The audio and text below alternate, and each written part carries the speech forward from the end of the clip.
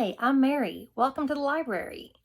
Today I'm going to help you and your fellow librarians learn about ways that you can integrate literacy and literature-based activities into your library program. So, as a librarian, you know that your job is to manage the collection, whether it be the books, the computer programs that the library uses, anything that is in the library that is included in your collection. Now, a major purpose of that collection, especially in a school setting, is that you're going to support curriculum. Now, there's more than one way to do that. And the great news is we're going to go over some of those ways today. So, when we think about a library program, we probably think summer reading at the public library. Some of the schools may do a summer reading program or read over Christmas break or something like that.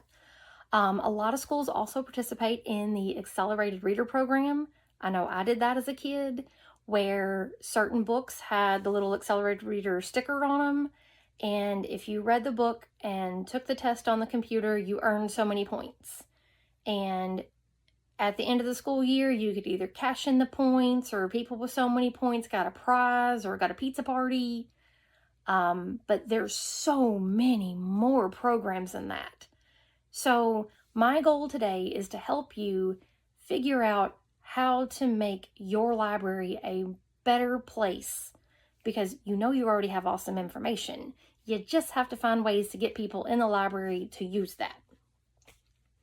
So like I said, let's go ahead and get started with that.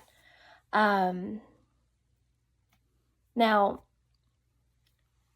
besides the accelerated reader program, you want your students to read books. You want them to want to read books. There has to be something besides, oh, I'm getting points for it. You want students to be able to say, you know what, I like to read. I like to read about this. I like these types of books. And that type of feedback is going to help you build that collection. Because if you can find stuff that students like, then that's going to make it easier on you to help support your teachers. Now, in the readings that we've had in this class, Martis has especially gone over how to help teachers build their collections and how to maintain it. One of those examples is, give me just 1 second here. All right, so Martis states that the school library collection, it's a group of informational sources selected, organized, and managed by the school librarian for the defined user community. Your school is your community, and that community changes every single year. So what was popular with kids this year may not be popular next year.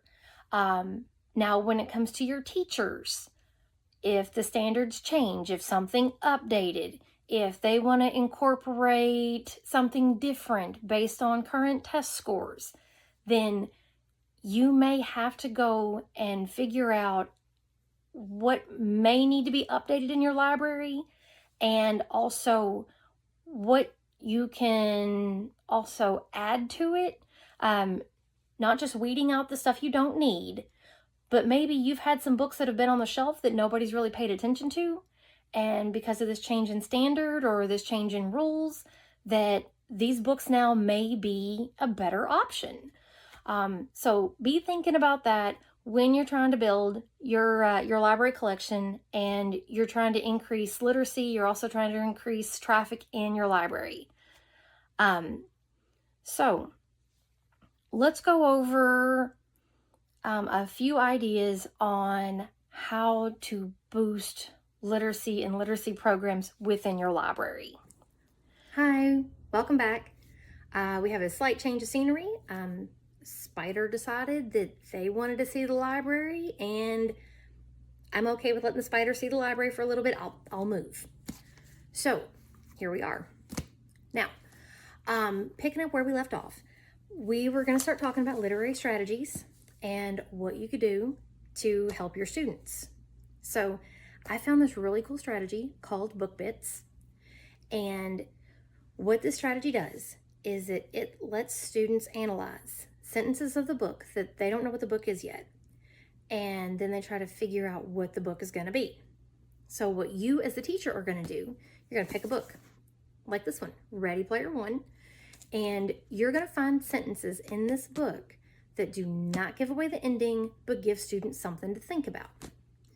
So you're going to come up with as many sentences in this book as you have students. So if you have 25 students in that class, you're going to come up with 25 sentences out of this book. Trust me, it's not hard. And you're going to put them on a Google Doc or a Microsoft Word doc, whichever, print them out, cut them up into individual strips. So you want sentences to be like this one. By some miracle, I managed not to flip out. So if a student gets that sentence, whatever sentence they get really, in this strategy, you hand them the paper with that sentence on it. They think about it, they don't say anything, and they write down what they think that sentence means, what could it lead to, anything that they're thinking about with that particular sentence and how it could play into a book. And then, once each individual student has thought about what their sentence is about, they're going to take their piece of paper, they're going to walk around the room, and when you call time, give them like a minute. Then they're going to find a partner, and each partner is going to read their sentence. They're only going to read their sentence, and then they're each going to return to their seat and jot down what they think that means in relation to their sentence. Then you can do this a couple more times. You don't have to stop each individual time, but what your goal is to have students have enough sentences to work with.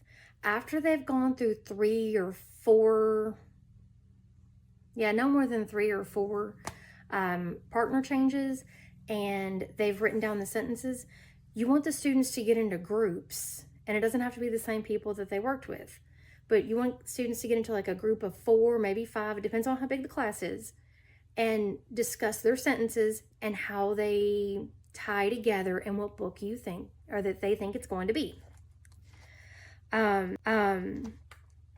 So once you've gone through that activity, of course, obviously, you're going to introduce the book, and hopefully through this activity, students are already somewhat engaged because they've had time to formulate what they think the book is going to be about.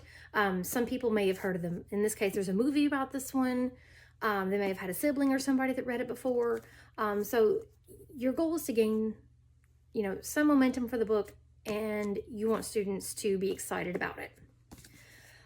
Now, this book bit strategy, this one was not from our textbook. It was actually from this one. It's called Literature-Based Reading Activities, and it's by Yop and Yop. This book has a ton of really good strategies in it that can work for a variety of grade levels.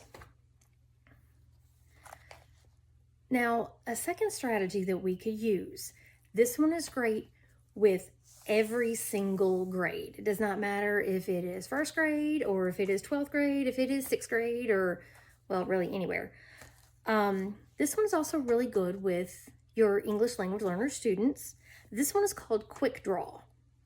And what students do with this one is that they share their experience or knowledge through pictures about a topic. So let's say you're in a math class. I'm a math teacher. I teach high school geometry and personal finance. So if we're starting a topic over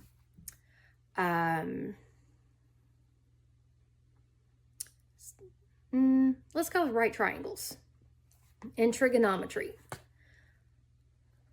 I, as a teacher, would say right triangles and trigonometry, and students would draw anything they know about that topic. And some students in this case are going to draw different types of triangles. By high school, of course, they've dealt with right angles. They're going to know what a right angle is.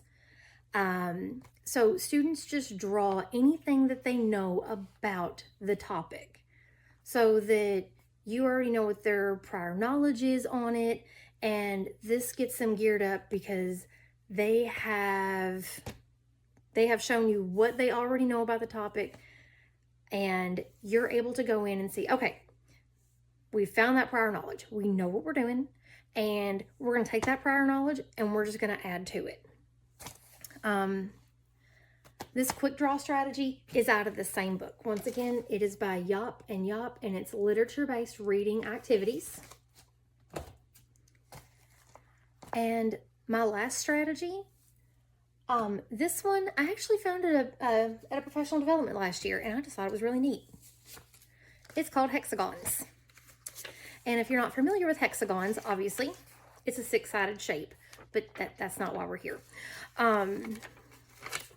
What the activity hexagons does, you can use this with any subject. It does not matter if it's reading, math, science, social studies. Like I said, I used this I was shown this last year at a professional development. What you do with these hexagons is that you put different words, different ideas. In the example I'm going to use, I would put like different book titles and their authors on each hexagon. Now, the point of the activity is, obviously there's stuff written on these. Don't worry. In the follow-up activity, I have a digital one. It's a digital hexagon. It has book titles with the authors on there. But your goal is you figure out a way the hexagons go together. Now, sometimes they're going to go together like this, where these two, you can easily see how they would go together.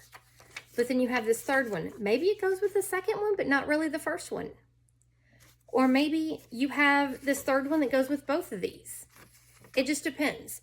Now, the good thing about hexagons, there's no right or wrong answer. There's multiple ways to solve this. And the best part is you just have to go through and justify why everything matches the way that you set it up. So like I said, there's no right or wrong answer. If all of your hexagons look like this, if it's just like one chain after another, that is okay. Now, the way that I'm going to use this in the digital activity is that you have your books with the author. You're going to find a way that the books match up to each other. It's either going to be author or subject matter, or there's going to be a common theme somewhere. But yeah, this is a really neat activity, and it really gets students thinking, because you're looking for those connections. And once you see some obvious connections, then you start really thinking, and there's some not so obvious connections that are there. And it's really neat to see what everybody, comes up with. All right, so in closing, because I know I've taken up enough of your time today, we've got a library. It is our collection. We want to make sure that we are supporting our library community, and we are assisting our teachers so that they can help their students, we can help our students, and pretty much everybody wins. If you have any questions, just send me an email through Blackboard. Once again, my name is Mary. Thank you so much for coming to my speech today. Thanks. Bye.